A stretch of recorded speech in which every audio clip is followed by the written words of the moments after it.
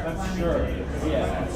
But what you should do is, I want to chat with you because you can add on when it's in the standard. Switch over. If it is, it's taken up. But if he does that, it's there. Oh, yeah.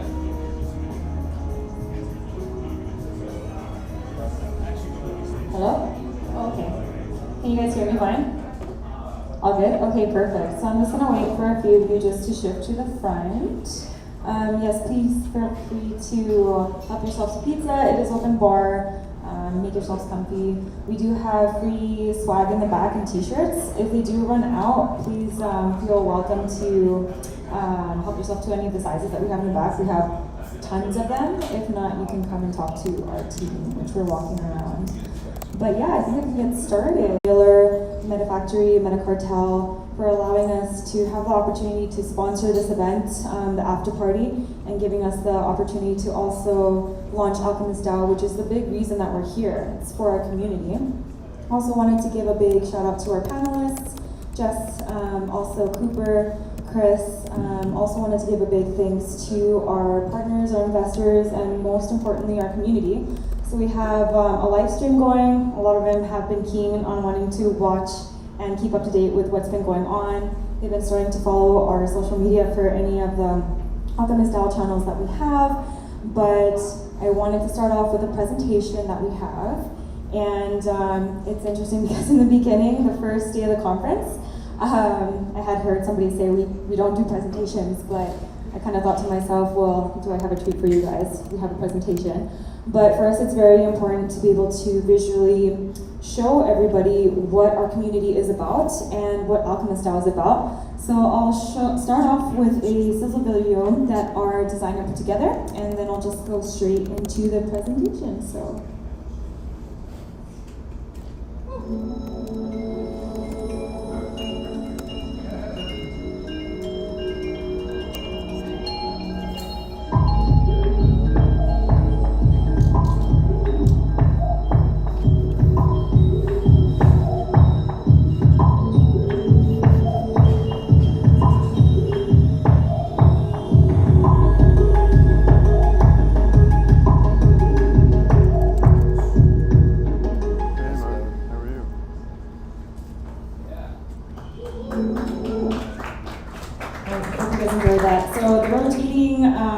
From what you saw is what we're actually going to be giving to anybody who becomes part of our DAO, including a different design that's been put together by a Marvel artist who's actually part of our DAO as well, which is pretty exciting. But I want to go into basically explaining what AlchemistDAO is, and again, a big reason why we're here. And yeah, so we'll just get straight into it. We have our social media on the bottom. If you want to tweet, join our Telegram channels, our Discord, please feel free to check out our website. But I've had a lot of questions on, what is AlchemistDAO? So we have a motto that we hold very dear to us, and it's 1 billion lives changed. And AlchemistDAO is really a place where it's a community of innovative data nerds that function within the Covalent network, who have come together on a mission to break barriers and also create a new economy that's powered by data. It's a place where you can explore aspirations, where you can pursue queries, and also have the opportunity to really take control of your own future, where contributions are currency for us. So contributions are very important. They've been very important for our community, and we want to continue to do that. But I want to touch on the 1 billion, because I know some of you might be thinking, well, Jackie, 1 billion is a little bit crazy, but it's more so the focus on lives changed. So I'm going to go a little bit into our program because that's what we started off as. And we've been able to impact a lot of who we call our community members alchemists. So we've been able to change a lot of lives through the program because of people who were located in regions or third world countries who didn't have access to education, to the same tools, and who weren't as fortunate. Like, I feel like we're very lucky to be where we are. And it was either through being able to help them grow on a personal or professional level, being able to help them financially. It allowed them to gather all those tools and the knowledge that they learned from us, and they were able to pass that on to family members, to colleagues, to different people who were in need. So it's like this ripple effect that it's not just our team being able to change people's lives and impact them, it's Alchemists as well. So that's where the 1 billion comes from, because it's not just all dependent on what we're doing. So it's very community focused, and that's why that motto is very important to us. And I want to kind of like recap, because we're very unique in the sense that we didn't start off as a DAO. We actually started off as a program, and I was talking to Cooper earlier, where he let me know that he was actually the one who spoke to Ganesh, who is our CEO, and gave them the idea that we should actually start a curator program. So that's how this basically all started. But when we took a look at our community, there were 3 questions that they really asked, and that's what actually sparked a lot of the inspiration of how the program was structured in the beginning. So the 3 main questions were, how can we really get involved in Covalent's mission and vision in providing data transparency and accessibility to everybody? Also being able to find a job within the blockchain space, because I've heard it's very hard to acquire that talent, or just being able to connect with other people within the space, because it's very easy to get lost amongst the noise. And the third one was, how can I just learn the basics of introduction to blockchain? So we decided, why not create this program where it's gamified, where we have different categories, and where we can really structure it where it's just based on growth and development. And we decided to allocate 1% of our total token allocation to go towards this program, and all back to the community. And they were very excited. And we had started it up mid-March with 25 Alchemist OGs. They were the ones who were basically able to test out all of the onboarding processes, the basic infrastructure that we were able to put together. They helped basically drive to create what it is today. And we went from 25 people mid-March to 2,500 in just a span of 3 months. And they loved the fact that it was gamified. We were able to basically spin off 200 plus leadership positions out of this. So because of how the program was laid out, it really allowed people to have that space and also that flexibility to learn and challenge themselves. And they actually were the ones to dictate a lot of the leadership roles that came out of this. And out of the categories that we had in that program were 3, because we wanted to keep it gamified. It was anything with content creation, so creating memes, translations, being able to write any blogs that were technical or general. Anything in a second category that was global expansion, which is where we had 30 regional communities spun out of that, all run by Alchemists. It's an initiative that they wanted to do to really champion and voice out what Covalent was about. So we saw that come out in the first 2.5 months, but we have regions anywhere from Korea, Japan, Indonesia, Russia, Ukraine, Poland, Nigeria, like you name it. It's all run by these guys, and it's actually a lot of them who are watching our live stream, so I wanted to say hey to them. And then the third category was developer augmentation. So we had a lot of alchemists who were able to build a lot of dashboards, who took part in our hackathons, or who built a lot of processes or bots that really allowed the program to mature, which was really, really neat, and again, all self-initiated and all coordinated by them. And then we had another big thing, which is education. I feel like there's always this big gap in the space where it's just education in general. And what we saw from the applicants who wanted to become alchemists is this pool of talent of people of different backgrounds, which was insane. So we had people with PhDs who were doctors, dentists, architects who applied. They were waitresses, construction workers, unemployed. They owned their own businesses, CEOs, investors, like you name it, we had it in the program. But they felt such a need to give back to the community, and having, again, that mission and vision of having it be based on growth and development. They wanted to share those skill sets with everybody else. So they had initiated setting up workshops for everybody to take part in. And initially it started off with technical. So we had alchemists running a workshop on like smart contracting, on NFTs, but then they craved more of lifestyle, which was very interesting, and we wanted to give them that flexibility to do that. So they started running workshops on depression, on living a healthier lifestyle, on how to do carpentry and building a resin wood table, which is pretty cool, on learning basics of photosurrealism, how to do business in farming, introduction to blockchain, just a variety of things, again, all done by these guys.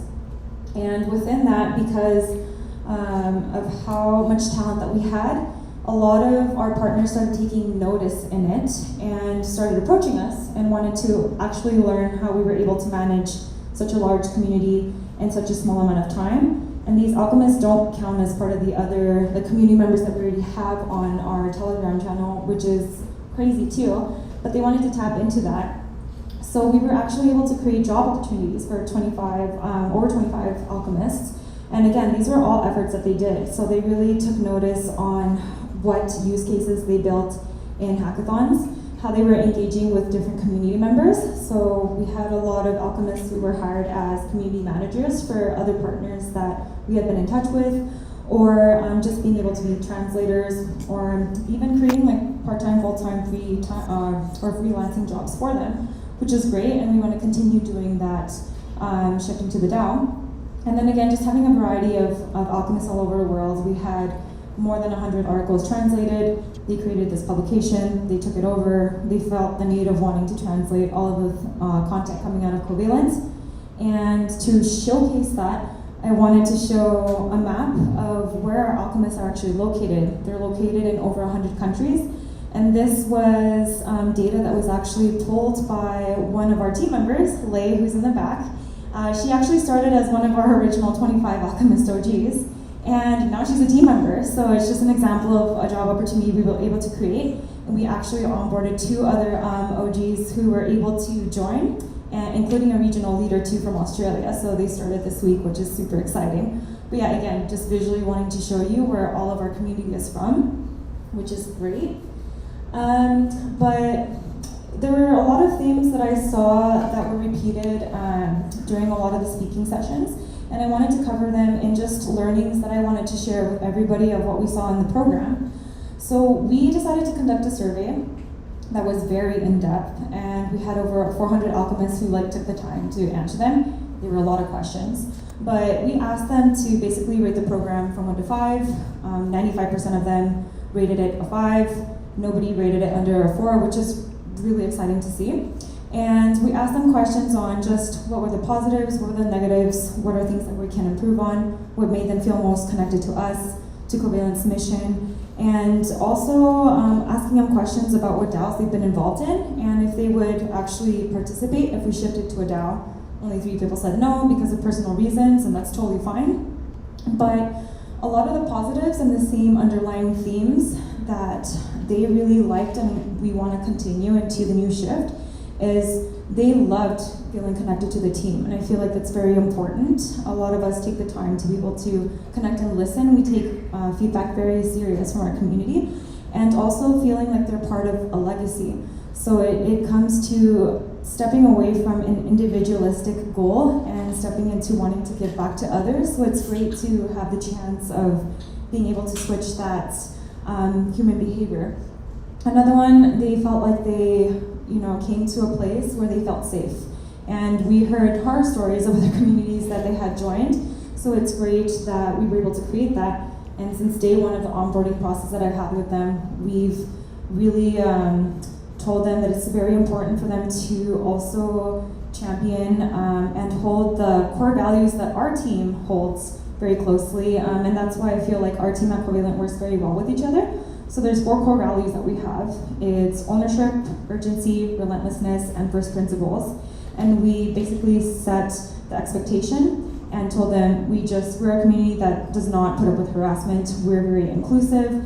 And if you are disrespectful to a community member, I have no problem kicking you out of the program, because it was a big issue in hearing from a lot of stories from women in the space too and wanting to get comfortable. So it's great that we've set up leaders that is a really good mix of everything, that they've been able to play those role models where they just use the tools again that we've given them.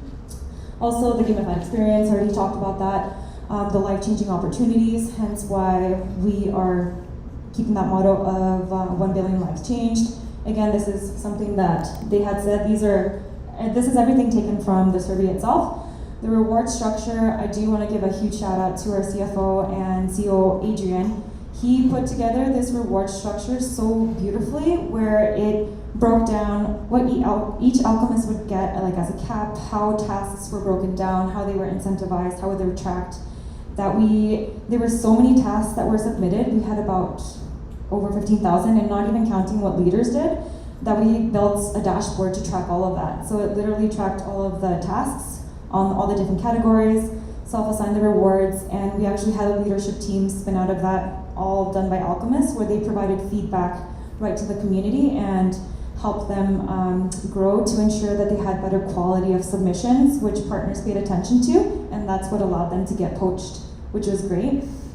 Another thing that we saw that they fell in love with was the fact that they had like a different introduction to blockchain was actually starting through passion projects. So we had a lot of different tasks where they were allowed to implement different passions, and it gave them an introduction to learning about blockchain on a different level.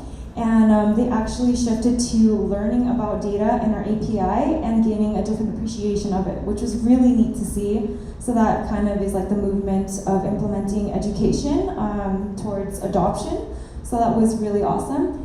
And then a big one was networking and making friends. And I mean, the pandemic has hit everybody really hard, but talking to a lot of these guys who are in regions where they're struggling, it was very important for them to feel connected, since a lot of them have kind of been cut off from everything and haven't had a chance to really talk to anybody. So it was a great program that allowed them to do that. And then again, gaining the skill sets, and then events that we did. So we did one called the Olympiad. After holding our program, we wanted to give our alchemists a break. They didn't want to take a break, but we told them we wanted to give them a chance to decompress while our team worked heads down on basically the shift into a DAO. And we did anything from push-up contests, the longest plank. One of them was 11 minutes, which was insane. It was all live streamed. We did chess competitions, hacksball, and it was to celebrate the diversity of the regional communities that we had at Covalent, and to champion and also congratulate them on all of the hard work that they've done. But they've been wanting to come back. They told me they want to do more. They actually didn't want to break, which was nice to hear, but it's great to have that energy that inspires our team. And it leads us into why we're shifting into taking the program to creating this into AlchemistDAO, and why I want to welcome everybody to become part of this. And we've seen through our back, and we have this. I feel like it's an ambitious goal. I love ambitious goals of being able to, skyrocket when it comes to onboarding more community members. In the span of 6 months, we want to reach 10,000 members. If we look at our token holders, we're very close to that as well. But we want to reach 10,000 people for the first chapter of opening the DAO. And really giving people the opportunity, again, to be part of that mission and vision that we've been able to carry on from the first iteration of the program to the DAO. So again, just being able to leave your own legacy, having the chance to actually impact and change lives, being able to really take control of your future, and also being able to access our API in order to manage your DAO. So it's something that we've been using to manage and kind of pull data to help us build certain dashboards, or where our community has taken that and actually built their own solutions for us that, again, has all been self-initiated. But we've been starting conversations on people who have DAOs where the API would be very, very helpful. So you can talk to our team about that. We're available. And then and just going into other reasons why you should join. So again, we really want to continue the gamified aspect to the DAO. So we're going to have guilds. It also gives you access to partners. So we've already had conversations with quite a few of them on getting involved with the different guilds. We've talked to different universities, different institutions that they'll be applying their curriculums so people can actually get accreditation. And it's going to give an opportunity for people to have more access to that education. We also have, we want to continue giving people the opportunity to implement passion projects, which will give them access to funding and budgets, continuing to have them network with the amount of talent that we have, but not just that talent, but our partners, because that was a big need from what they said in the survey, and then also NFTs. So Pratik, who is in India, who is actually the big initiator and enabler of us coming to this event and launching it, he has created fiends out of the community because of co-ops. So big shout out to Patricio.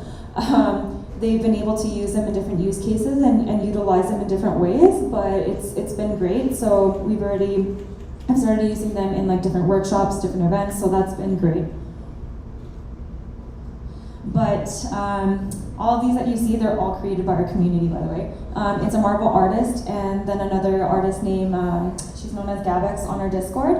But a lot of these playing cards of what you see are actual leadership positions or leadership roles that have spun out from our first iteration of the program and that have transformed into a different iteration into the DAO.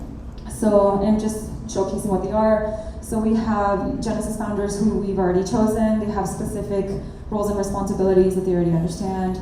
You have a chance to become a regional leader as well and playing a big role in the Marketing and Growth Guild. There's even more roles. We have dev captains. They've already started really cool things in the Developer Guild with a partner who is going to be running a hackathon and doing kind of like a case study with that and providing a budget, which is super exciting. Deans, they're the ones that are running the entire education guild and setting up workshops, and they're going to start conversations with different institutions and universities to really set up the foundation of whatever academy they want to build. So it's exciting. They were already doing that in the program. And we also have Prometheans, which are basically visually inspiring, mind-bending creatives who have been able to create like different designs and aspects of the program and the DAO, and we're allowing them to showcase all the skill sets that they have, and again, hence giving them a chance to basically dictate a lot of the designs of what you see now, and we want to champion and also recognize that. So a big shout out to Captain Hook and also to Gabex. I'm going based off other Discords.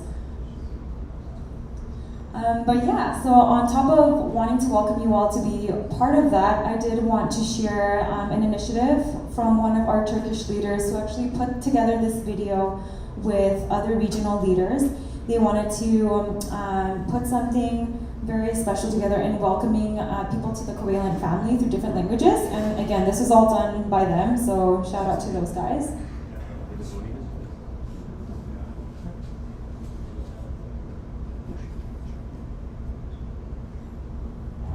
Covalent ailesine hoş geldiniz.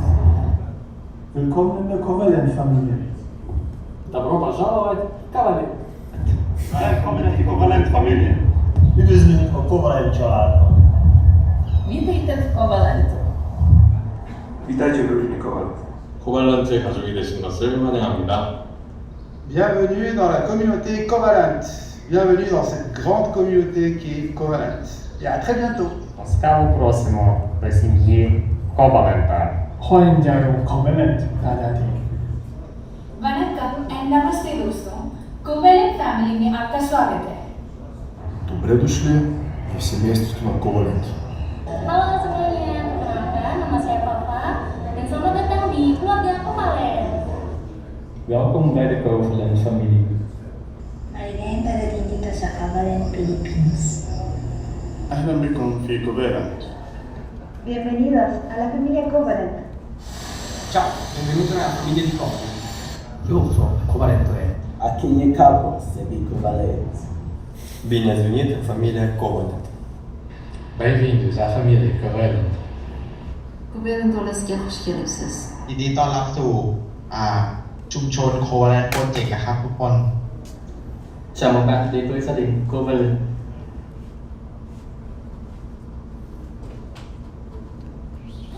That's pretty cool. It was super inspiring to see them be like, check it out what we created, and we showcased it on our Twitter and everything they shared on their channel, so it's very, very touching. And we laughed at that guy who basically wanted to showcase how Covalent is able to organize data through just fruit just produce in their back. So yeah, it was very funny. But yeah, they have a really good sense of humor, especially Team Germany.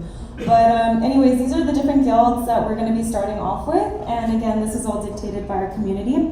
And the thing that shocked us the most is that they wanted mental health. And we've been starting to have a lot of workshops on that and then sparking conversations on how that's a big issue and wanting to break a lot of the stigmas. But esports was another big one, research, developer, education. We have fitness, marketing, and growth. We already have the leaders organized for all of them. They've been working kind of heads down behind the scenes organizing stuff with their teams. So they're super excited, and we've been connecting them with partners little by little. So yeah, super excited to see where their growth goes, and this is all thanks to them. And just touching off, when I've been having conversations, or like when our team has conversations with our partners and investors, we've literally told them that our community tends to like shout and like tell us like, we will die for Covalent. And I'm like, oh man, guys, I love their energy, but they've been baking cakes, like cupcakes, creating swag, like it's crazy. They've been spending time with their families, like sending pictures of them taking their kids to like kickboxing and stuff. They've also showcased or been able to show us just different parts of the regions and how crypto plays a big part in where they're located, which has been pretty neat. And also being able to share like workspaces and stuff and like making memes out of our team. They love doing that. So we love showcasing, and I feel like this is just a fraction of the things that they've created. So you can jump onto our Twitter, onto our Discord. You'll be able to see all of like a bunch of content that they've created, and that's awesome to see, including we did another task or like a challenge where it was proof of workout and allowing them to live a healthier life and improving their mental health through just proof of workout, and them showing where they've been able to go to help themselves build their health with either themselves or like friends and family, which is really great. But that's just a little bit of our community. And yeah, I just wanted to close it off to officially launch our DAO, because that's what our community has been waiting for. We have some champagne ready for you guys, but wanted to thank you all so much for allowing us to be here and for taking the time. And we'll have an awesome panel next where we have some industry leaders coming to join us, which is Cooper, Jess, and Chris, and wanted to thank them so much for taking the time to come out too. So thank you guys.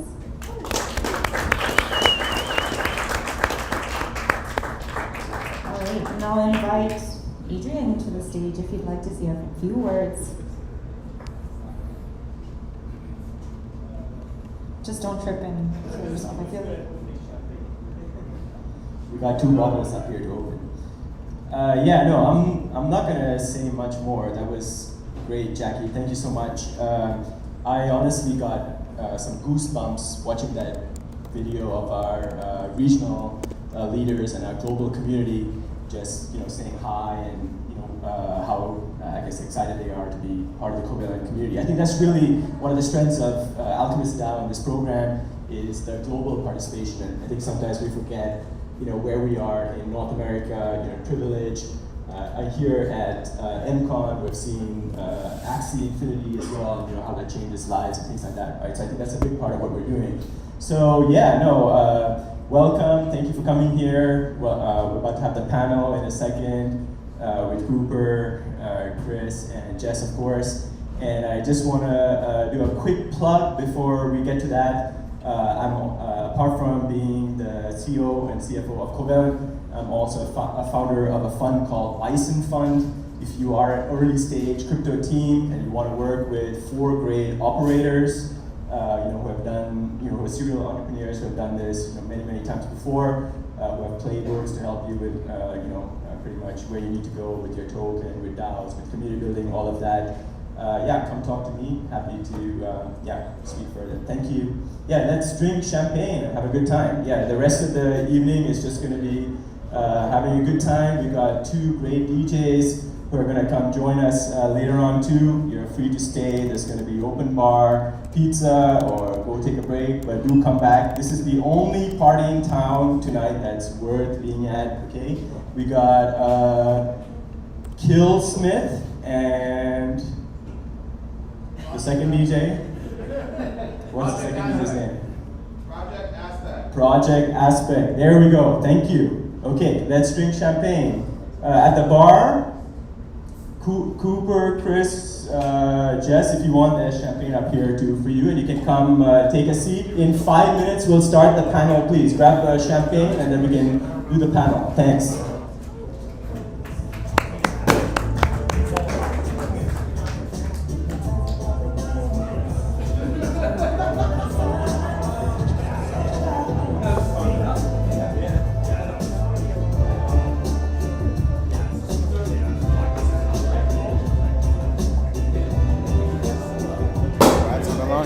Oh man, hey, how are you? How are you getting on? Yeah. Did you stay much longer last night? Yeah. Yeah? Yeah, for a bit. Are you tired today? What swag did you get?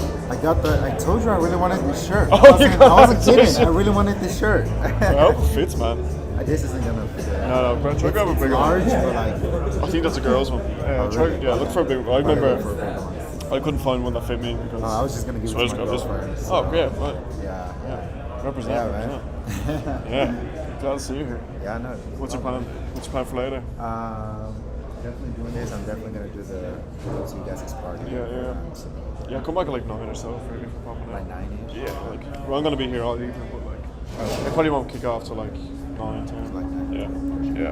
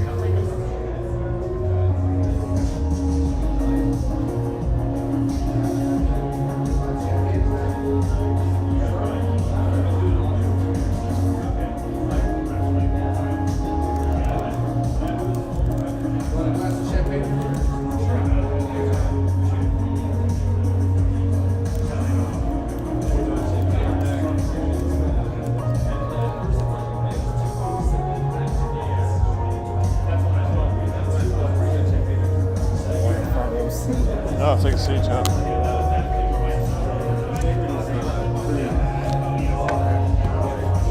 don't eat it.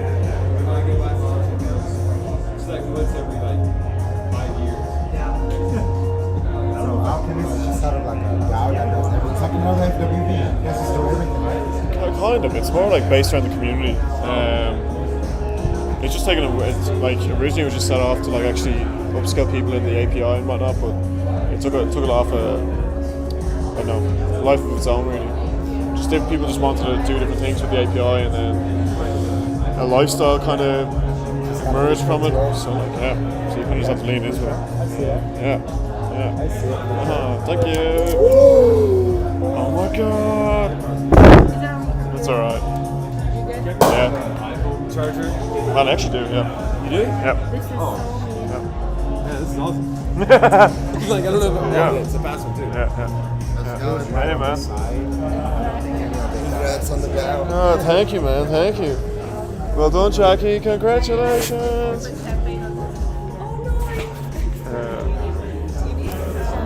No, it's alright. I should be okay. You need help with anything? No, I'm alright. Thanks, man. Yeah, you didn't go to the poker? No, I took a nap. Did you go to the? Did you go today to the? I went to the event today. Yeah. Oh, nice. Yeah. There was just like a bunch of people meeting up. I just mainly just said like hi to people. And then I came here. Because I figured there'd be free food, and you guys have so much pizza. Oh my god! You have like unlimited pizza. That's the scene. It's just gonna be like. I mean, like after this, you might as well pass it to all the homeless people across the street. Like you have so much. That's the plan.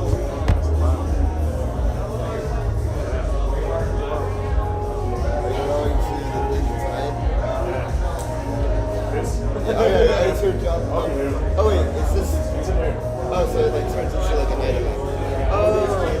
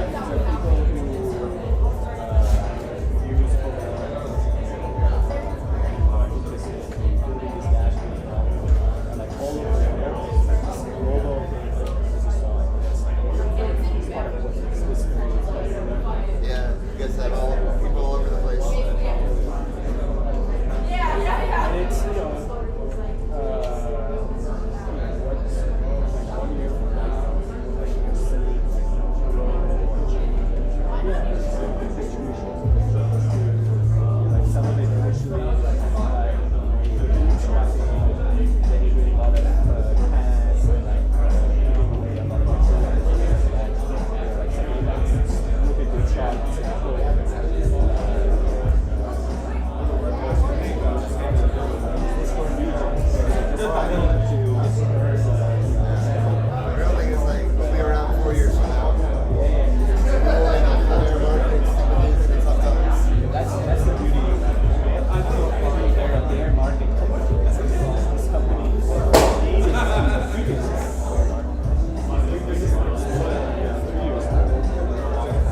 you almost died. Why? A lot of it almost died. That's crazy to think like now it's like considering this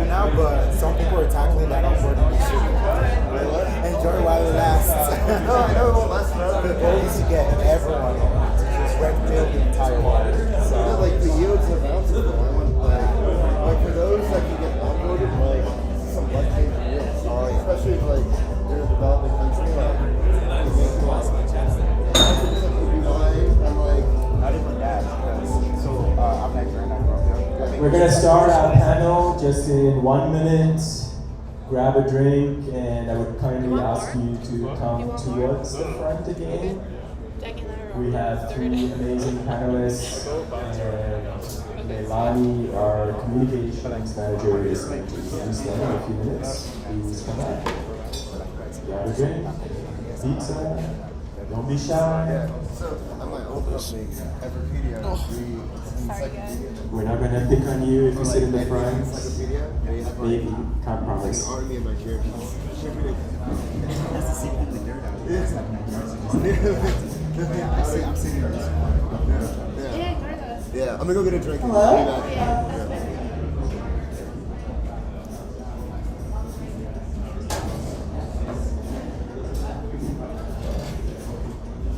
Okay, hi everyone. You can chill where you are, or you can get a little bit closer if you want to get closer to us.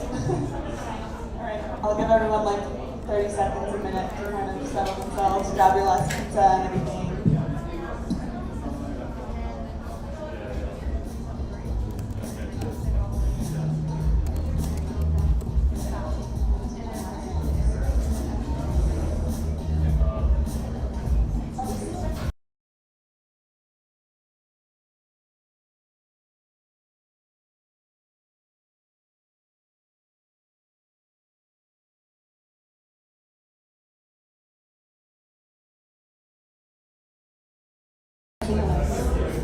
Hi, Alchemists. Is it there?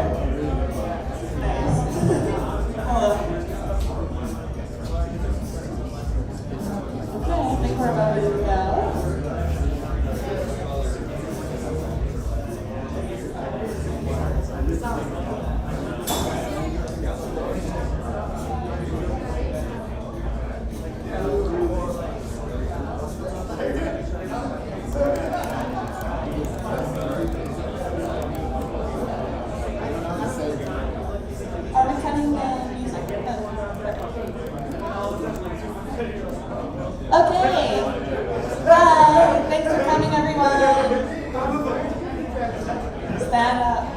Hi, thanks for coming, everyone.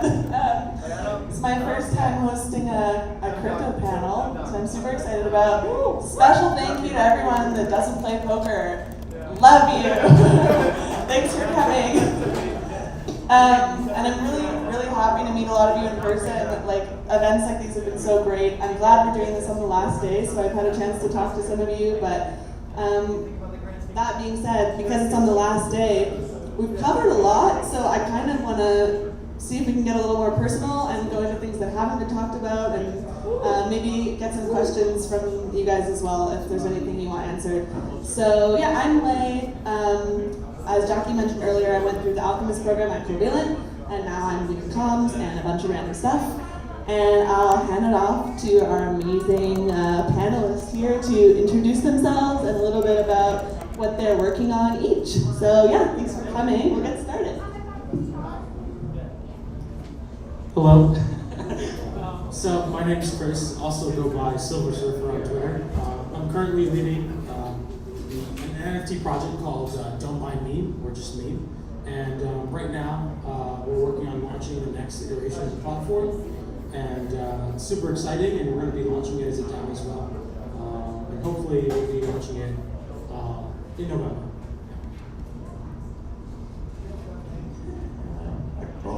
Hey, yeah, there we go. What's up, folks? My name's Jess. I'm the instigator of a project called C Club. Probably heard me talk already this week, so I hope Probably some went good to his questions happy come hour in. if you didn't get waitlisted, like somebody. You got waitlisted? I got waitlisted. Did you get in now? Yeah, but that's because of Social Security. That's true, yeah. Yeah, anyways, really excited to jump into the conversation and to be up here with Cooper and Chris. Hey guys, I'm Cooper. I help lead a DAO called Friends with Benefits. Currently full-time DAO, so I work on a bunch of internet communities. Really happy to be here and excited to dive into all things culture. Hey guys, I just noticed that I didn't even introduce myself in my own presentation. But my name is Jacqueline. Everybody calls me Jackie. I'm the head of token marketing at Covalent and been in the space for about 6 years, and I've been the one that has run our Alchemist Ambassador Program for Covalent as well. So, yeah. Very nice. Okay. So one thing I wanted to start off with is, given that we're at the end of the conference here, if anyone has like their, I kind of already asked Chris, but favorite part, something notable, something that you're taking away from all this so far. I think it's just inspiring to see how much this has grown. You know, I know MCON 0 a couple years back had about 20 people at it. Now there's close to 200 people all hanging out. You know, it's a highly sophisticated group of people here. Everyone here is highly competent in crypto. If you knew that this existed, you're as deep down the rabbit hole as it gets. So it's just inspiring to see so many people coming out and bonding around something I'm also passionate about. I like the deep down the rabbit hole, yeah. Yeah. It's a very exclusive event. We're all special. Yeah, I mean, I think this is sort of an event. When was MCON 0? 2018. I was in Berlin in 2019. I think it was my first metacartel event, and I was not expecting that this size and as many people, and I think it's obviously been a great year for everybody, but I like to savor the moments when things are still small. I think crypto has a weird way of blowing things up, and next year's probably gonna go home, tell your friends how amazing this was, right? And they're all gonna come, and your friends are probably not quite as cool as you are. Treat for you, right? And so, like, next year's gonna be awesome, but like these moments are worth savoring. Yeah, so I think my favorite thing about this event was that everyone's kind of together at that. I forgot the name of like the donut place or whatever. So you go there, you have breakfast, and then go to the events. I thought that was pretty cool. And you don't really need to do anything other than just like hang out with really smart people. I think for us, I mean, it's our first time coming at an event like this, and just the amount of great vibes and how welcoming everybody was, and just wanting to learn about who we were and trying to find out ways how they could also help, or they could provide different toolings or ways for us to learn about being integrated into the DAO community has just been beyond amazing, and just having that motto of really championing community first has been great to see. So yeah, I feel like it's just the beginning and a big learning experience for us. So looking forward to connecting more. Nice. One of the things I've really noticed at this event is that there's kind of two waves of people, which is the DAOs are everything everywhere, should be in every aspect of life, versus kind of a more select group that's like, DAOs are an amazing special thing, but they're reserved for specific use cases, and there's certain difficulties and things that you need to overcome, and maybe they don't fit every situation. So I think maybe we have some difference of opinions on the panel, I'm not sure, but where do you stand on like mass DAO adoption versus it staying as a niche kind of thing?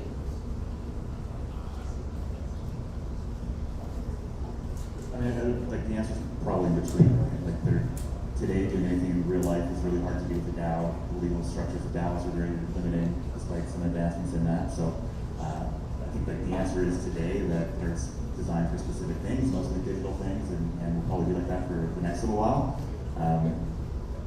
But I think DAOs are just like a governance structure that gets applied over communities or over a network, and I think increasingly we're living in a network world and a community-driven world, and so as soon as any of those organizations decide they want to make collective decisions or steward a treasury or invest in the future, we're going to see DAOs play a role there, and I expect we'll see like many more nuanced versions of DAOs rather than I think it's existing today already. There's a lot of nuances of DAOs, so I guess it really depends on the time horizon you're looking at. Eventually, DAOs everywhere. Right now, I'm in the selective group.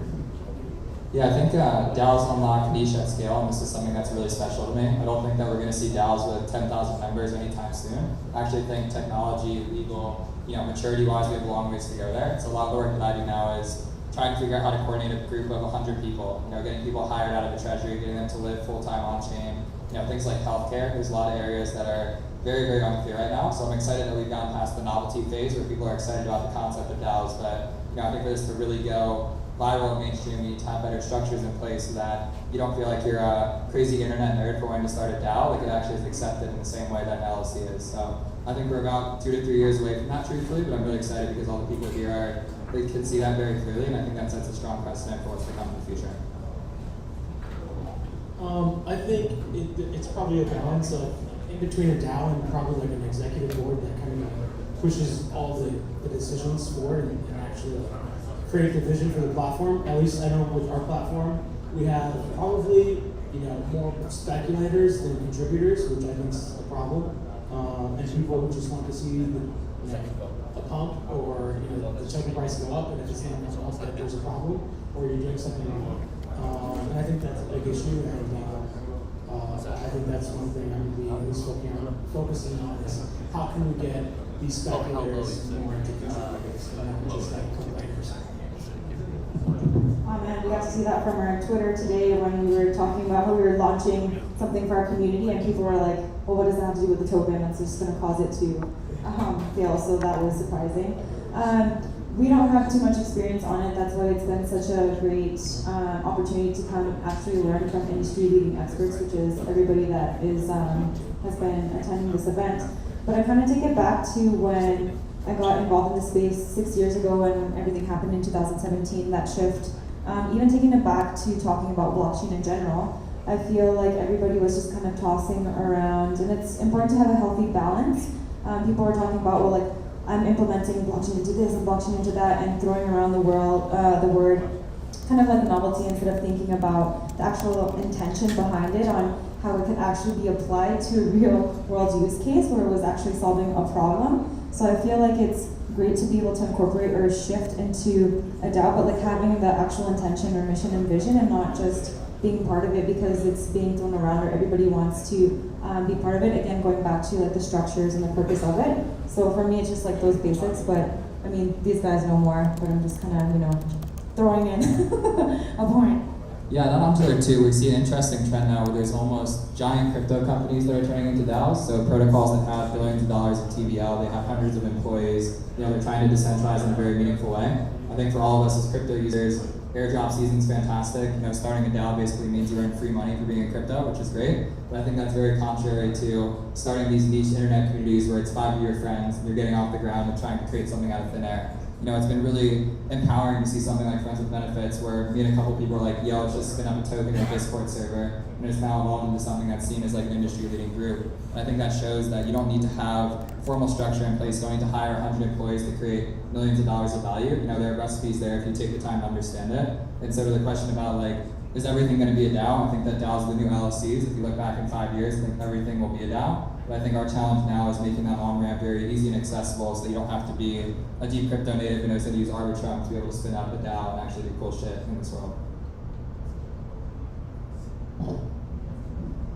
Yeah, it kind of leads me to something that we've been talking a lot about at Covalent, which is the quality versus quantity kind of argument. And so what we saw in Alchemist 1, which was really amazing, like we had a ton of engagement, but also you're always exposed to people that can like just come and grab the token, leave kind of thing.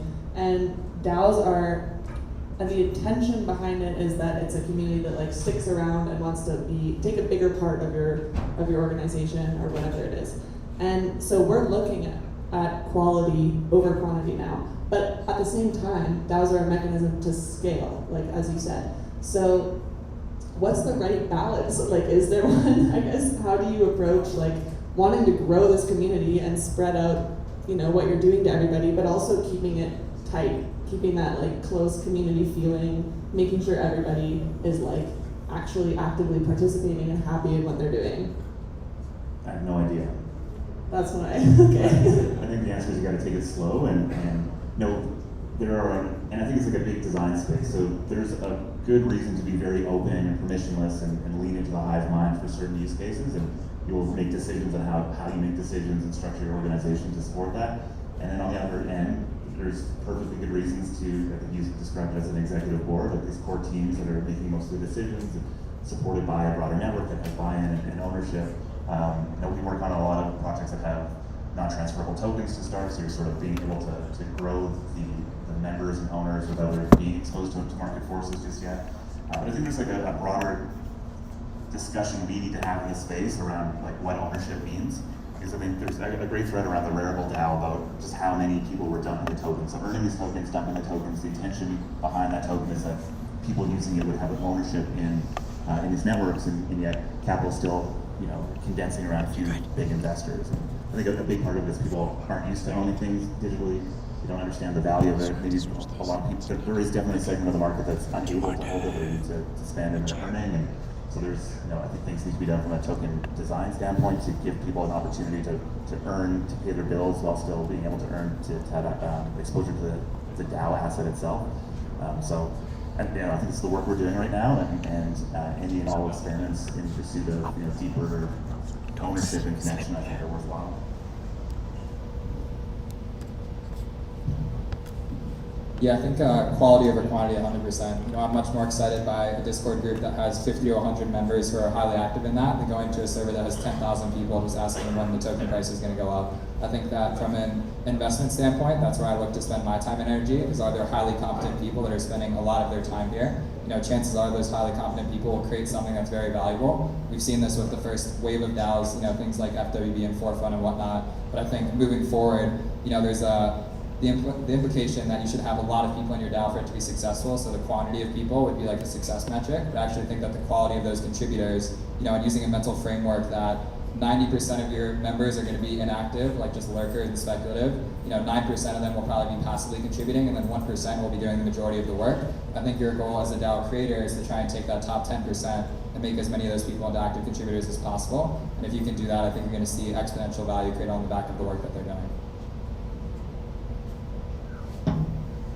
Yeah, for us, and mentioning, I guess, a lot of the learnings from the program, for us it was very important to set a really good and flawless executed onboarding process for us to have really good leaders that followed. I feel like sometimes we forget the basics and making sure we have the values and the purpose of why we're doing what we're doing. So it was successful because we had a good quality of leaders, which helped definitely spike the program and ensuring that we had more people wanting to actually contribute and better themselves. But of course you have, the other side who just cares about the token. But in the survey that we conducted, we actually asked Alchemists, would you actually prefer in a DAO quality over quantity, and they definitely said quality. It was probably like 1% who said quantity in terms of like numbers, but they really want to see that and really want to be part of a community that's working towards something bigger than themselves rather than just being an individual. So I feel like it's very important to have those values, or a lot of the things that Cooper and Jess have mentioned, but yeah.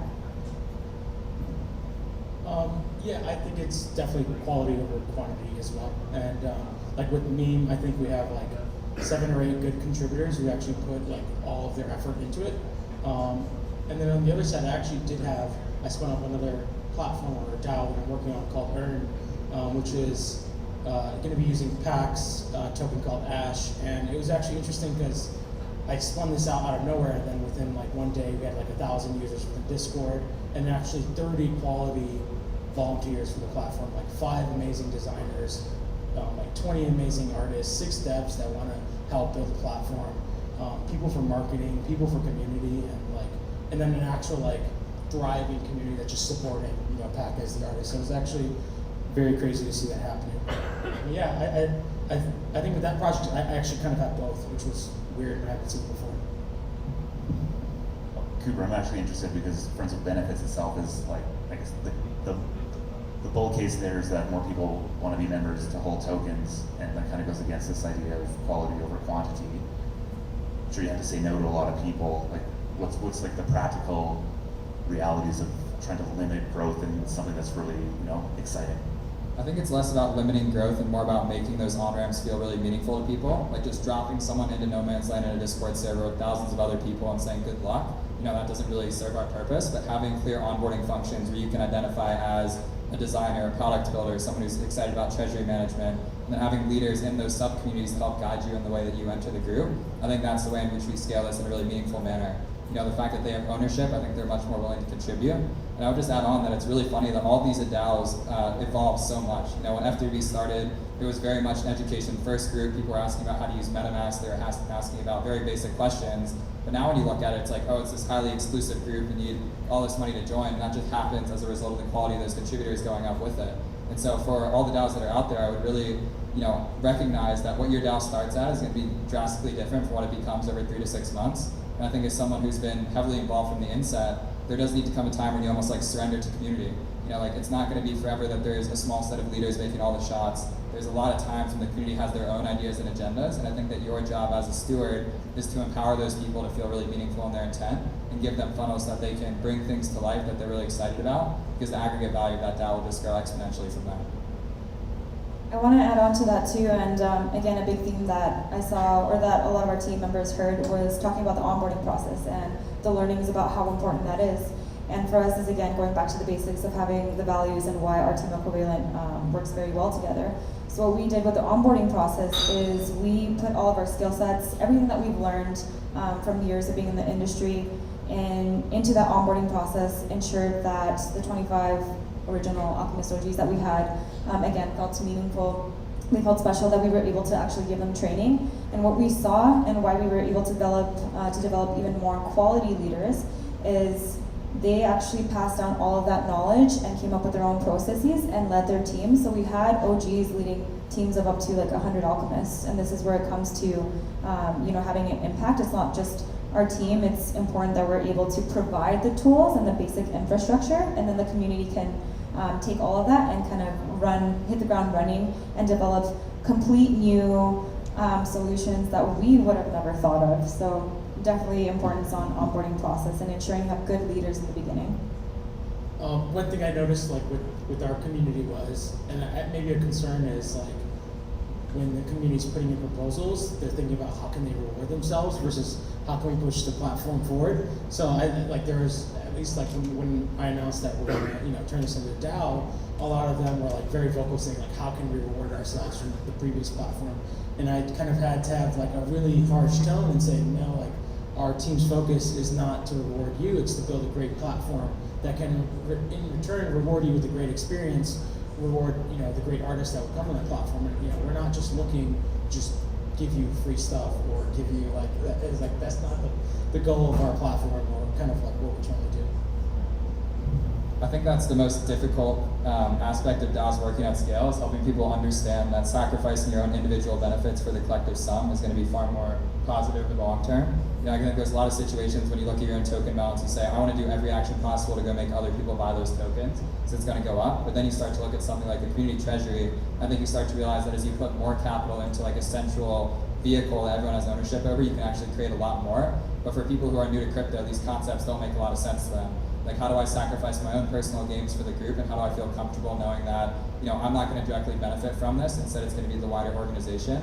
But I think once we start to notice that communities have true ownership over those treasuries and we're doing stuff that's very meaningful, it's going to be a different story. And I think that's why you're seeing now, AlchemistDAO excites me because it reminds me a lot of Index Co-op and Set Protocol. You have a project that's really well respected in the space, they start up some sort of community vehicle, and then on the side of that a DAO forms that's doing its own stuff, it's doing really incredible things, it's setting up its own standards and programs and whatnot. And I think this model where you have a highly reputable brand that then spins off some like very core and intrinsic community-run vehicle is going to be replicated time and time again. And I'm really excited for, specifically AlchemistDAO, because I think you're seeing firsthand, started from Covalent, completely new set of people, and I have a feeling that they're going to build some really, really cool stuff. Thank you. We did too. That makes me think about what we're doing currently with our guilds. So, like, the way that our AlchemistDAO is working is that we already have like chapters of people with a lot of different interests, and one of the questions that we've been kind of looking at a lot in this building up process is like, how much do we allow these guild leaders to come up with entirely their own processes and which tools they want to use? And especially the tools is like an interesting question, because we've done our research, like we've looked at all you guys and everything, but we all kind of run up against some of the same issues over and over again. So it would be great to have everybody that's in our community also be working on these problems, and like, I think personally, giving over full reins for those guild leaders to develop like what works for them and making sure that they're kind of tracking that as well is great, and like we want to learn from that experience. But I guess, how do you view like the genesis or the founders of the DAO? Are they the ones deciding the overall structure, or do you let it just like run wild? I think that they'll have buy-in over that. I think it's ultimately up to the community to make that decision, but you should be able to have guidance over tools that set precedent for larger foundations. So things like Snapshot for governance, or things like Coordinate for compensation. There should be frameworks in place that everyone is using, regardless of what working group you have. But beyond there, I think that it's about coaching those team leads to feel powerful in the tools that they want to use. What I've seen time and time again is that if something's not working in the way that it's designed for, just go build it yourself. I think this is going to be a more and more emerging theme, where a lot of these communities are going to build their own tools and services, and then hopefully over time that comes back to like an open source world where we have dozens and dozens of community tools to build from. But I would say to really synergize that, as a founder, it's your responsibility to put the best tools on the table to start, so things that are industry standard and have proven to work well. Create education, understanding for how to use those tools, and then inspire people to go out and build things that don't already exist to better serve the missions of what they want to build. Agreed. All right, we agree. On the topic of like multiple DAOs, so this is something that I've been talking about with people at the conference, and it surprises me because going back to the idea of like DAOs are a mindset. So if you join one, you're probably going to join more than one, and I know that there's people here that are in more than one. So for us, like, we have so many people that, as Jackie mentioned, they're 100% like zero in, focus on this one thing, and that's what creates the really strong culture. But how do you have that with multiple different groups? And like, how do you ensure that you feel close to multiple different groups of people and you're making multiple contributions? And like, ideally what I talked about with some of the guys in Harmony, I think, was having some sort of like cross DAO dashboard sort of thing, like incorporating data so you can really like understand your contributions as well better.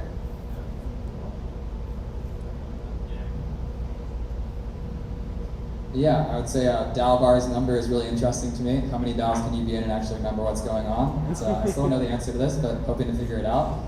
My cheat code has been getting really close with the core contributors of all these different organizations. Typically they have the most knowledge on what's happening, and if you spend 30 minutes with a core contributor of a DAO, they can fill you in on a month's worth of information. And so using that, I think they can really direct you to like what's meaningful and intentional in that community. And from there, you can be very strategic in how you spend your time, so you're making high impact despite the fact that you're working across a lot of different groups.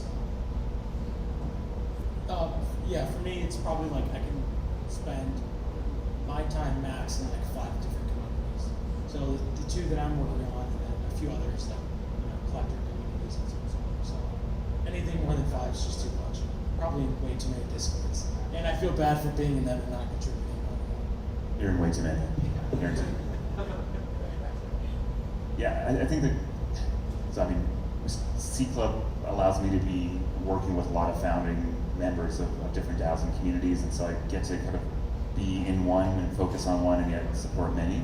But I've found, I think we have the best interest in mind when we join things and then go do a fundraise, go do a treasury diversification program, and life gets crazy busy very quickly.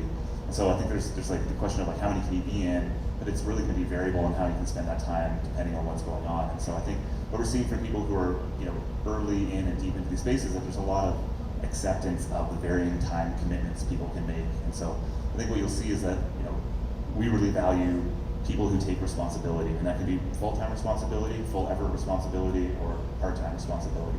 And we're looking to really get clear on what that responsibility is supposed to result in, and to compensate that effort.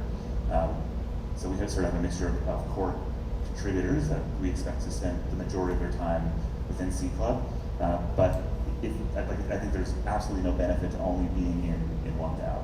Like the value that comes from the relationships and connections. We've been lucky enough to work with our whole network. We're spend a lot of time Thursday afternoons in the Friends with Benefits. I feel like we need a cheer of some sort for Friends with Benefits. The Bankless guys obviously are doing amazing things, and we look forward to collaborating with them. Forefront.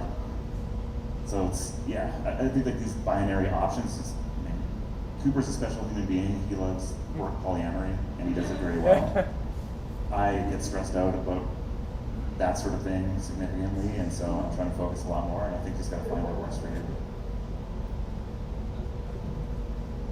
I would say that DAOs are a social graph, in the same way that your profile picture on Twitter represents your NFT culture. I think that your Discord servers represent your DAO culture. And so a lot of the times when I'm joining Discord communities, I don't actively look to contribute in those servers. It's more just a way for me to identify what is this person paying attention to. When someone DMs me on Discord and I can see that they're in 10 mutual servers with me that are all like very sophisticated working groups, even if I have no clue what they're doing in that community, I immediately have a different level of respect or trust in that conversation. And so as it comes to cross-DAO collaboration, I think it's context. I think that people are looking to be able to identify what's happening across wider working groups. And the more that you're willing to be positive sum of that information, I think the more value is going to come back to your group. Do you respond to every DM? Yeah, I spend 2 hours a day responding to every single DM. 100%. I've never fallen behind on DMs. It's getting to a breaking point here, so we're going to try to keep it going. I do not respond to every DM, and I think that's absolutely insane that you do that, and I wish you'd spend more time working on C Club than responding to DMs. I guess an example that I can give to that sort of struggle is with our regional leaders. The kind of, separation that they felt, even though they understood what mission and vision they were trying to reach towards, spreading what Covalent is about. The kind of pattern that they even noticed is they felt very distant from all the other regions, and they were really focused on the initiatives that they were doing. But I think it comes back again to going back to the values and also accountability. I feel like that's a big thing in the space, and it's okay to hold people accountable and being able to provide constructive criticism in a way where you can put that person in a position where you challenge them, but it also helps them grow. And the leaders have really enjoyed that. They really want that. And it's been a completely different shift. So shifting to the DAO, we've been telling all the regional leaders, well, you're gonna be shifting into, being into a guild leadership position within the marketing and growth, but it's really encouraging them to collaborate and not really just stick to their region and that need, but really coming up with ideas that they could implement across all the other regions. So what they've been doing is they've been doing more cross collaboration between them and other guilds, but always coming back to, again, the same values and really coming or holding each other accountable and going back to owning initiatives and ensuring that they can encourage each other where it doesn't really involve our team as much anymore because we've already provided that tool, like those tools, those trainings, so they're able to take that. And yeah, it's improved that process a lot more. So that's why we're so excited to see what they're able to do, where it's not just focused on the marketing and growth guild, but they're able to help other guilds grow with other needs, where it's not just based on the region or just thinking about like one path. I think there's something really important there that I want to double down on. You know, in my opinion, the success of a DAO is directly correlated to how connected the members are amongst one another. So it's less about trying to provide a ton of opportunities for people, just like YOLOing out a ton of channels. You know, I think the biggest focus for a DAO is how connected do people feel to one another? Were they able to make friendships with one another? Were they able to ship products together? I think the more that you can focus on that as kind of the core metric for how to grow and scale, you start to notice that it's not about getting quantity of new members in the door, it's actually more about building the quality of those relationships among the existing members. I wanted to kind of ask everyone here on a more personal note into like their backgrounds, since everybody is successful in their own ways and like you guys all have, you know, like a following. What have been like your biggest challenges? Like in any sort of thing that you've done, DAO related or crypto related, but I think we talk a lot about like all the good points and we all like manually complain about the same things, but what are specific challenges that you've dealt with, and are they related to like a systemic problem, or are they like, they can just be personal too? I guess like one thing that's helped me the most is like usually trusting my gut has always been the right decision and just drowning out the noise. Generally when I use just my experience from the crypto space, when I listen to someone else, I usually make the wrong decision. I don't know, that sounds cocky, but no, it's kind of true. I've never steered you wrong, though. I think this challenge of like always feeling ahead, but always feeling behind. Like the only time I'm anxious is when, well, like usually often, I guess, because of that. So this feeling of like, yeah, seeing a big vision, wanting to execute well on it, and then also just seeing, I mean, everything you guys are working on is insane and crazy, and I want to be a part of it, and you know, trying to keep up with all of that is, I think, an impossibility, though some of us do a better job at it than others. So I think, yeah, it's that being okay with that feeling behind. I think there's two things. I think work-life balance is very difficult for me. I think in this space you need to be on 100% of the time, and if you take time off you will miss stuff, and that means often missing a lot of money and a lot of opportunity. So finding a way to juggle a personal life that you're very fulfilled with while staying very tapped into crypto is extremely difficult. I struggle a lot with sort of the ethos of decentralization in this industry and how important it is to most people, specifically at this conference, and I think it's fantastic relative to the recipe that gets us to mainstream adoption. I think there's going to be a point in time when the ethos and the values that we hold at this specific conference are just different from what a lot of people are using this technology for. And so sitting at the middle of that, you know, how do you bring on the next billion users to crypto while trying to maintain, you know, the values that we all stand behind here? I think there's going to be a breaking point there, and so I struggle a lot with like, how do you get there while respecting what's come before, while recognizing that we need to compromise on some of those values for this to become a meaningful industry that lasts for a very long period of time.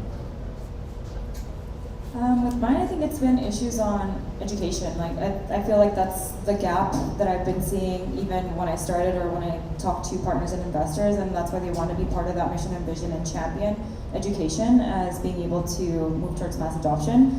But it's also kind of the behavior that I've talked to Leah about that we see in the crypto community, where it's very easy to make money, and I feel like people kind of forget of ways that it can actually contribute back or better themselves, instead of thinking about, I don't know, kind of like short-term things, or even when I talk to friends and family about what I do, and I was talking to Cooper about this earlier, understanding the possibilities of how this tech and what other solutions, other projects are trying to work on is absolutely amazing. But what people pay attention and what traditional media like talks about, it's just about like Bitcoin pumps and dumps. And of course I get family members telling me, you know, like, are you crazy? What are you doing?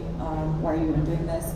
But it gives me a chance to have that conversation of educating them on how it can break so many traditional aspects of how we've been able to either transact with one another, completely redefine trust, and how like we view transparency, just different processes, and that's what really excites me. But it's that gap and the issue of education and being able to encourage or at least have people being able to do their own research. Like I did this one poll of asking people how many scams they've fallen for, and I mean, I feel we forget where we started in this space since we've been integrated in it, versus somebody that's starting now. There was more than 50% of people who answered that poll saying that they're still falling for scams. So it's still just the basic fundamentals of understanding the tech and why it was created, and giving people, you know, power, ownership, being able to give them identity, access to like different tools and stuff.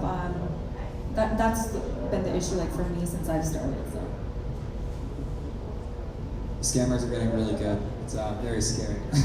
I think 2017 it was like very difficult to fall for a scam. I think now they've gotten so sophisticated that I do worry a lot about, you know, members coming into their first Discord server, being very new to private key management. There's a lot of vulnerabilities out there, and unfortunately people have gotten very smart about the ways to take advantage of newcomers. And it's not just newcomers. I've seen people who have millions of dollars in NFTs going somewhere and, you know, have their whole account drained and whatnot. So I have no clue what the solution is out there, but damn you scammers, you're doing a really good job. Yeah, I think that all ties into a thing that we talk about a lot, which is the like educational aspect of, or the lack of educational in just getting into like blockchain, DAOs, crypto, DeFi, whatever it is. There's no like place where you go that has all the answers and all the resources and all the videos. And something that we get a lot is just like people wanting more tutorials or more like, where do I go? How do I start? How do I do all this stuff? And in order to get the most amount of people, or even just like more quality people in, there needs to be a way where like the resources are out there and they're really clear. And that's been a problem that's like difficult for us to solve, because especially since things move so quickly, like this whole industry is kind of what Jess said, like you're always feeling behind and there's so much happening so fast. So from my experience and from other people's that have talked to me, it's like, how do I even build out a tutorial by the time I'm done? It's changed. So I'd love to hear like where you refer people, how people get started, what you think the best resources are, anything. I think that's like the bull case for communities, right? Like there's like a DAO, if you plug into Friends with Benefits, you're a part of a phenomenal sense-making organism that's going to keep you up to date on things that you wouldn't know otherwise. And so like a big reason to like why I think that the next 100 million users are going to come through Kanye and not Compound is that fact that there are people there who are able to support. There's great channels that are introducing people to how to use MetaMask still to this day, I think, on the FWB channel. And so these communities are going to be the safe space to build context and understanding. But also there's a whole slew of new communities that are solely focused on this on-ramp education, and they're going to be targeting specific niches. So whether that's Web 2 developers coming over to be Web 3 developers, or that's folks that are more product management or sort of business operations, I think we'll see a huge explosion in the popularity and number of those, I guess we'll call them DAOs, but communities that are specifically focused on education, and they're going to get really good at that. So this isn't a concern I have, really. I think the people who are coming over right now are highly motivated, excited, and that are, through a little bit of work, they're able to find a good place to at least start to build that knowledge base. It's just going to get easier. Part of my problem with like onboarding new users is generally like the people who ask me for help want also financial advice, and then you need to like really handle, like hold their hand in everything, and if there'll be a pump and then there'll be a dump, and then they'll go out because you don't help them, they'll buy a scam. You can't really tell them it's a scam.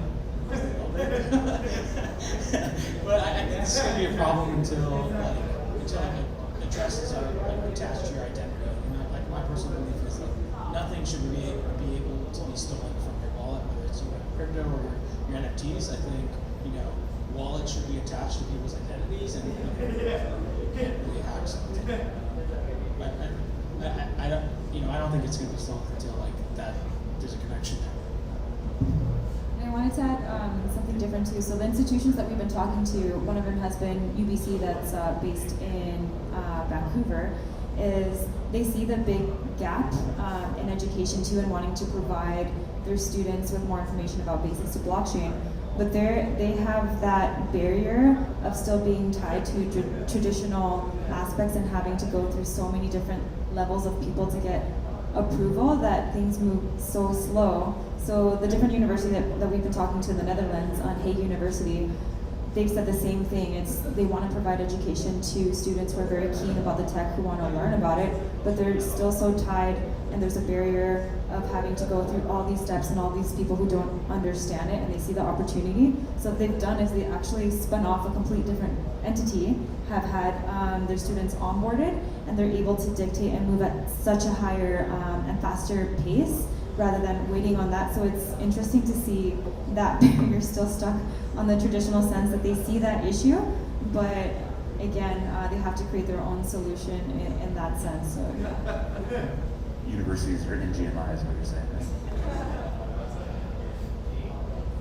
Yeah, I would say I think the best way to learn is just by doing.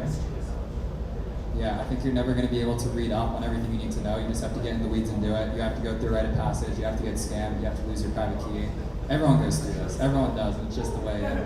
I'd say more pointedly, some resources that I really love. The Forefront team has a really fantastic weekly newsletter that I stay up on. Yeah, MCON is phenomenal. They have a fantastic newsletter and podcast. I really love Daily Ape on Telegram. Fantastic group. It's now turning into a larger resource outlet. Yeah, we're gonna pump all the bags out there in the crowd. Defiant's great. NFT Now is a fantastic website which just launched to learn about NFTs. And I think more broadly, you're going to find that all of these education portals will have tokens to capture the upside of those groups. And so you're going to see more incentive flywheels where it's not only about producing content for education, there are financial opportunities to benefit from that. And my single biggest, what I'm thankful for my growth in crypto is I started as a journalist. I was doing DeFi writing. I would write about all these protocols. I would use them firsthand. And the more I got into the trenches and the more that I tried to educate other people, that's how I actually was able to educate myself. And so for people who are new to the space, I think that writing is a fantastic resource. I think documenting your experiences going into Telegram groups, going into these different protocols and sharing it, I think it's kind of a domino effect where the more that you share your own struggles, the more other people are going to resonate with that, and the more we're all going to learn collectively. I'd love to open it up to questions now. All right, one in the front. So I know this week we talked a little bit about the differences between building up the DAO community from scratch versus trying to convert existing community into a DAO. And I'm curious what advice you might give to traditional structured companies like corporations who have that traditional structure who might be interested in converting it into a DAO. What advice you might give to them so they can successfully transition and have minimal disruptions to things like shareholders, employees, and what else might be. It's a great question. It's one that I still think a lot about, and I think we haven't found a solution.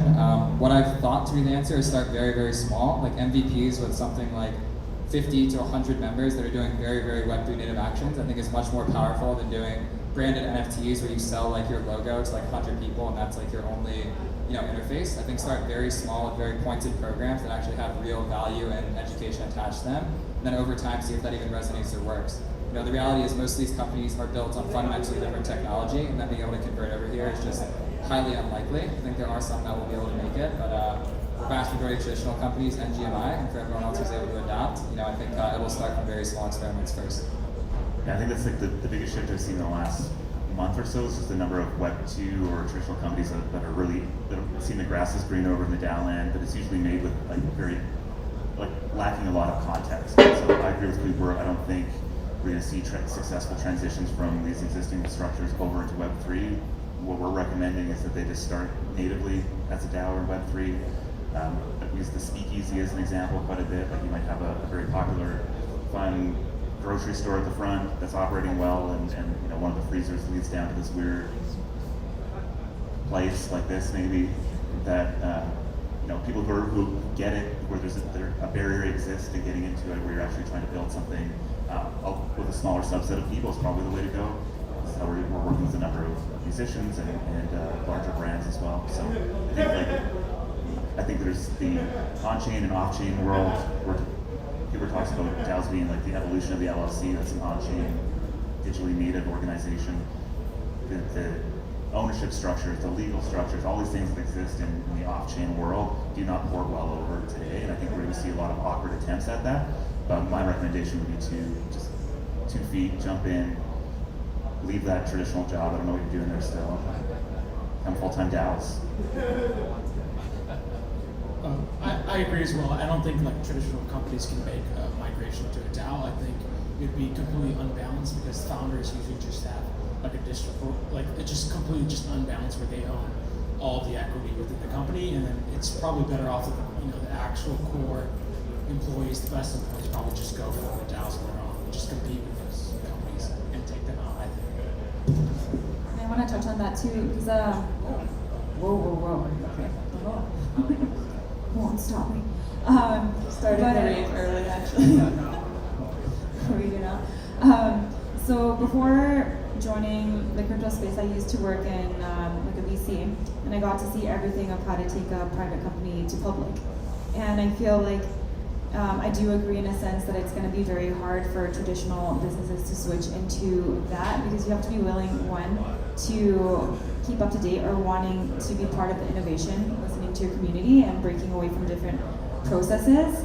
And something that I love about this space, especially with DAOs, is in a traditional space, like when do you have the opportunity to actually be part of being able to shift or contribute to a project where you're not a large shareholder or you're not sitting on the board of directors, where you actually feel like you have your voice heard, where you can do that with DAOs or in the crypto community. So I feel like that's very hard seeing the kind of patterns from working with VCs or different private companies that it's very hard for them to let go of ownership or like control of that. So I don't see that shift being successful. So I definitely recommend like jumping into it and starting into it. It's a beautiful thing. Any other burning questions? Yeah. How do you see the traditional corporations, like, for example, we started being one of the governors there, and we kind of transitioned to do they see this onboarding new users? Our mission is to bring 1 million users or 1 billion, and it's like Covalent. How do you see the traditional corporate world helping out DAOs and sharing resources there? Because I would love to be able to, like we use Covalent today. We love the product, it's great, it's saving us a lot of time. Like Chris, we're using like maybe partnering with me still. How can the traditional entities which need VC funding, who want to onboard these new users, contribute to or benefit from DAOs? Participating in governance, I think that's the shortest answer. Like, be a highly active contributor in the communities that you're really engaged with. So actually go out of your way to write on the forums, participate in snapshot proposals, do the small things. And then more broadly, share learnings about company organizations and operations. I think the biggest challenge for DAOs right now is you go beyond like this amorphous group where there's 1 million people doing 1 million things to having structures that very much resemble traditional companies. So having different team leads, having working groups, different departments, whatnot. And so as we start to scale, recognizing that all of that's going to happen on chain from a payments perspective, but all of that learning that's come from how to scale a company and basically build out a model that sustains like highly value-added contributors over a longer time horizon. I think just repackaging those into crypto format is where I see the most value from traditional companies today. All right, last call for questions. Oh, there's one at the very back, or was that a wave? I have a question. Okay, go ahead. So we're seeing a proliferation of DAOs growing a lot of stuff, and I think some people are starting to gatekeep what DAOs are in terms of like it has to be on chain, it has to be a snapshot, or it's just like a Discord server with a multi-sig. So the question for you guys, like, what do you think a DAO is? In my opinion, I think a DAO is something that's open, that anyone can apply to. So there should be like an application process, and there should be transparency. So like, if your DAO, or DAO in quotations, doesn't have that, I don't consider that a DAO. I call them cows. Centralized, autonomous organizations. Yeah, I think there's a lot actually like that are just not transparent and just calling themselves DAOs because they have multi-sigs.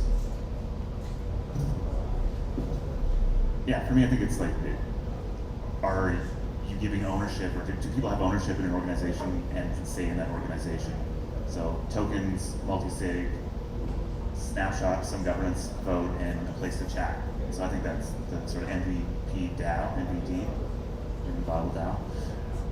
Defining new terms here. Look at this, Cooper. It's probably no new terms coming here. Okay, no new terms for me.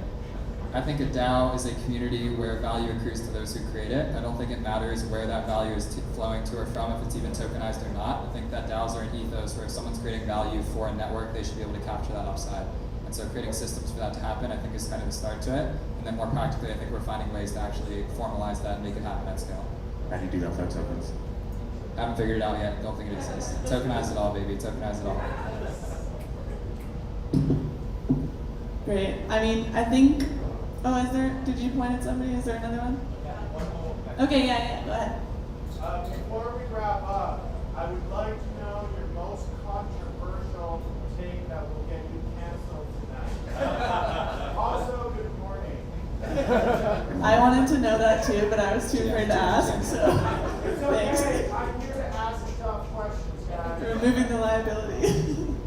You know, I think it's wonderful that we have such an open forum where people can ask any question they want and that we have the freedom to answer certain questions. So appreciate you and good morning. I'll take a stab at it, yeah. I think that we will live in a multi-chain world and there will be other blockchains outside of Ethereum that will do extremely well in this industry. Oh, hold on, is that controversial? No, it wasn't. All right, so come on. You got something better or what? Should I buy Cardano? You're going to bring smart contracts to our company. Any other takes? More takes? Come on, guys. Okay, well, on that note, yeah, thank you all so much for coming out. We're gonna have a fantastic after party, so stick around or take a break and come back. Big thank you to all of you guys. It's been so fantastic. And we're going to be imparting all of the wisdom here in AlchemistDAO, so stay tuned. If you want to do any kind of roadmap of where you're going, roadmap's controversial word, but anything you're thinking of next and off, go ahead. Otherwise, we'll get down off the stage and hang out with everybody. So yeah. Thank you so much, everyone. Let's enjoy the rest of the night. Thank you.